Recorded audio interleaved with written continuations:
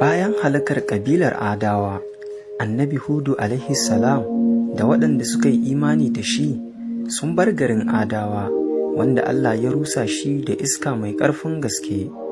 Suka tafi zuwa wani yanki mai albarka da ni'ima. Suka ci gaba da sabuwar rayuwa da bautar Allah ƙarƙashin kulawar Annabi Hudu alaihi salam.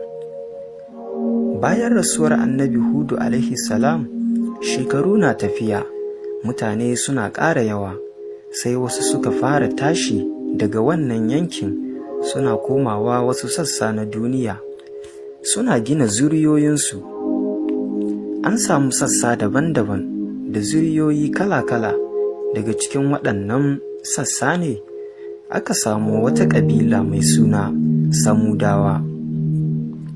Samudawa sun zauna ne a tsakanin Hijaz da Sham, wato yankin da yake tsakanin Madina zuwa ƙasar Sham a yanzu. Allah ya ambaci sunansu sau da yawa a cikin Alƙur'ani. Misali, a suratul A'raf da suratul Hud da suratul Shu'ara da kuma suratul Fajr. Wannan ya nuna girman labarinsu a tarihin annabawa. Ƙasar Samudawa ta kasance mai tsaunuka masu girma da duwatsu masu kauri. Sunan yankinsu Al-Hijr, wanda ake kira Mada'in a ƙasar Saudiya a yanzu. Wannan ƙasa tana ɗauke da duwatsu jajaye da manyan tafkuna.